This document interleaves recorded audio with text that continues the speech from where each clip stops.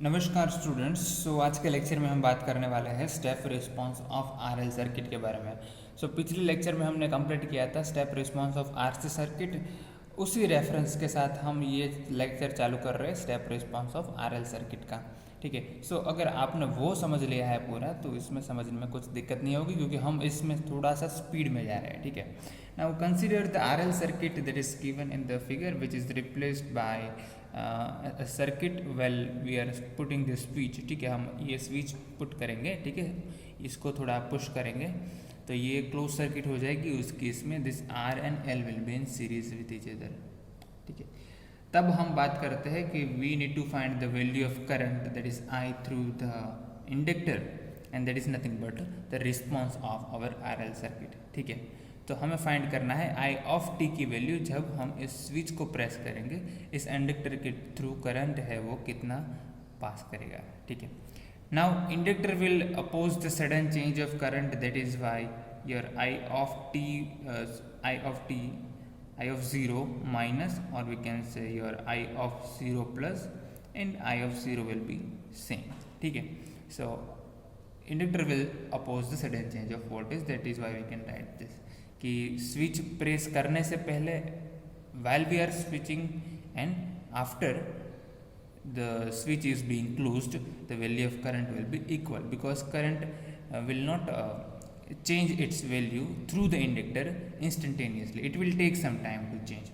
Okay, so let's say at time t is equal to 0 we are pressing this switch, and in that case this will be the circuit when the R and L will be in series. Okay, यहाँ पर हम independent voltage source को connect किया है जो कि step response देगा। Initially यहाँ पर इसके अक्रॉस वोल्टेज है वो ज़ीरो रहेगा, but at time T is equal to zero अब इसकी वैल्यू हो जाएगी वी एस। ठीक है, so now we are interested to find the value of I of T, that will be the step response of R L circuit. Now पिछले lecture में हमने discuss किया था कि there are two methods to find the response of the circuit. जो first method थी हमारी वो थी, हमने किरचॉफ्स लॉ को अप्लाई किया था। ठीक है, तो किरचॉफ्स लॉ को अप्लाई करके भी आप रिस्पॉन्स फाइंड कर सकते हैं। ये हो गई हमारी फर्स्ट मेथड। और सेकेंड मेथड थी the alternative technique.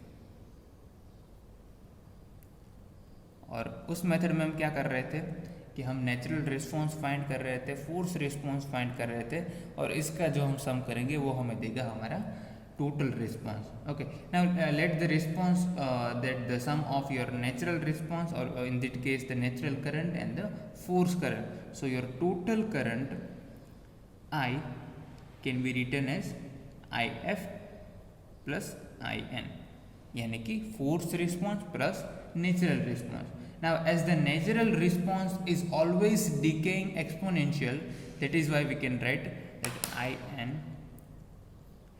is nothing but some constant. Okay, so पिछले लेक्चर में जब RC सर्किट के बारे में बात कर रहे थे वो था V0 minus V S.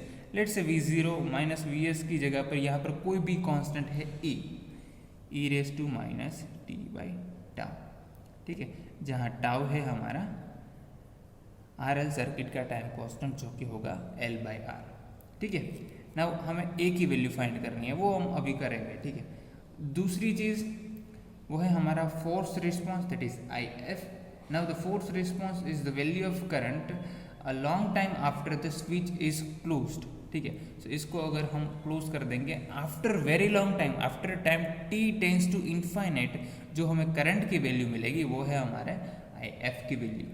Okay, so the natural response is essentially die out after 5 time constant, आप सबको ये पता है, but at that time the inductor becomes short circuit and the voltage across it will be 0. So इस v of t की value 0 हो जाएगी after steady state value. Okay, so this will be short circuited, okay, after infinite time. Now the entire voltage source, that is Vs, appear across this resistance R at time t is equal to infinite. So we can represent the force response, or we can say the IF at that time, at time t tends to infinite, the value of IF is nothing but Vs by R only. ठीक है, सो मैं inductor की बात करता हूँ, so after जो time है उसकी वैल्यू इन्फिनाइट हो जाएगी, this inductor will work as a short circuit. So इसको शॉर्ट सर्किट कर देते हैं तो अब सर्किट में सिर्फ रेजिस्टेंस बचा है। सो अगर मुझे आई एफ की वैल्यू यानी कि करंट की वैल्यू फाइंड करनी है इस सर्किट में, तो वो क्या बनेगी मेरी, voltage divided by the resistance, that is V S by V R. I hope you getting it. ठीक है, तो टोटल रिस्पॉन्स अगर मैं इसका इक्वेशन लिखूँ तो आई मुझे अब क्या मिलेगा, that is force response, that is V S divided by R plus A raise to minus T by tau. ये होगा मेरा value of I of t. Now यहाँ पर आप देख सकते हैं एक चीज़ हमें फाइंड करनी है कि ए की वैल्यू यहाँ पर क्या है। So now next step is to determine the value of A from initial value of I. So let's say initial यहाँ पर कितना करंट फ्लो हो रहा है, let's say this initial value of current is I zero, okay, that will flowing through the inductor. Now which may come from the source, that is Vs only. So since the current through the inductor cannot change instantaneously, that is why we can write I0 minus is equal to I0 plus is equal to I0, and this is nothing but the value of I0. Okay, so at time t is equal to 0, our equation, this equation becomes, so if you put t is equal to 0, that I will become I0 Vs by R plus A as it is, और यहाँ पर zero रखेंगे तो क्या आएगा, ई raise to zero, और e raise to zero की value 1 आएगी। So we don't have to write anything. Okay, so from this equation we can write A is nothing but I zero minus V S divided by R. ठीक है, ये value मिल रही है हमें A की। Are you getting my point? ठीक है, तो इस वैल्यू को अगर इस इक्वेशन में मैं सब्सटीट्यूट कर दूं तो मैं लिख सकता हूं that my total current I is nothing but V S by R plus, अब ए की वैल्यू मेरे पास है, that is I zero minus V S by R E raise to minus T by tau. ठीक है, this is nothing but the complete response of R L circuit. इसको अगर मैं प्लॉट करूंगा तो कैसे कर सकते हैं हम, let's say this axis I of T and varying with respect to the time. Now आपको यहाँ पर दिखेगा I is nothing but V S by R plus I zero minus V S by R E raise to minus T by tau. और initially हमने assume किया था कि inductor के जो थ्रू करंट पास हो रहा है उसकी वैल्यू है आई जीरो। ठीक है, तो यहाँ पर आएगा आई जीरो। ठीक है, and steady state value of current is V S by R. ठीक है, क्योंकि हमारा जो ये सर्किट है उसमें at time t tends to infinite this inductor will work as a short circuited, in that case the current value will be V S by R only. So the steady state value, let's say this is V S by R. Okay, यहाँ पर value है वो है V S by R. So the nature of our response is exponentially decaying, so it will look like this. Okay, यहाँ पर आप देख सकते हैं यहाँ पर जीरो नहीं है लेकिन अप्रोक्सीमेटली जीरो है। At distance time t tends to infinite ये क्या हो जाएगा, V S by R. I am not talking about zero but V S by R हो रहा है। ओके, यहाँ पर जीरो तो यहाँ पर होगा। ठीक है, so the complete response this can be also written as I of t is equal to I at infinite plus I at 0 minus I at infinite. This is nothing but I at infinite. Okay, this both are the same thing. Multiply by e raised to minus t by tau, where tau is nothing but L by R and time is greater than 0. Okay, here I0 and I infinite, let me write I0 and I infinite are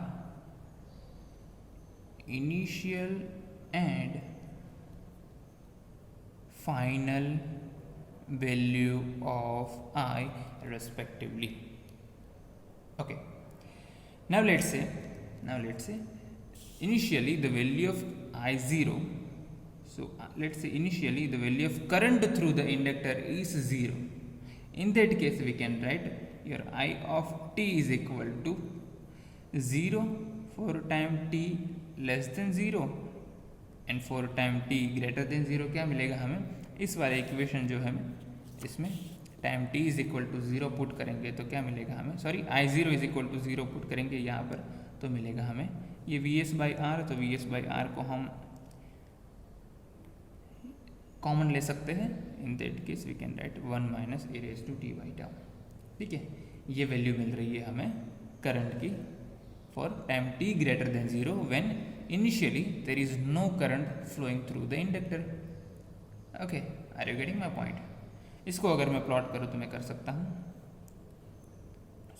time I of t।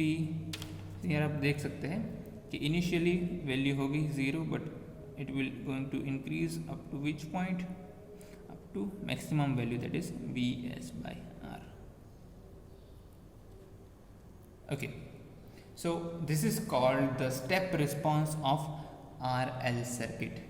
Okay, अब हमारे पास current की value है, अगर मुझे voltage की value चाहिए कि भाई इंडक्टर के अक्रॉस वोल्टेज कितना मिलेगा तो हमें पता है VL is equal to L di/dt। ठीक है, L कांस्टेंट हमें डिफ्रेंशिएशन करना पड़ेगा करंट का I का विथ रिस्पेक्ट टू t।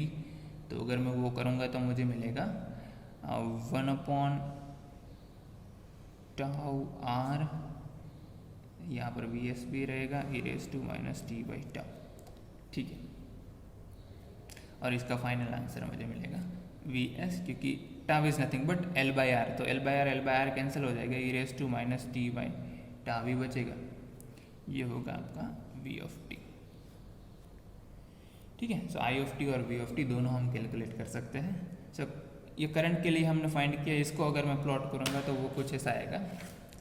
अब मैं दोनों एक ही जगह पर दिखा रहा हूँ लेकिन ये करंट के लिए है, so let me just draw right here.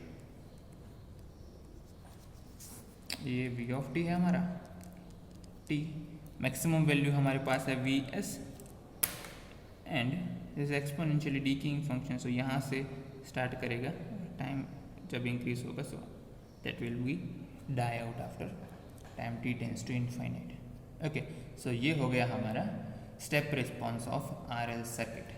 So I hope you understand how we can find the value of current and voltage through the inductor when we are applying step signal to our RL circuit।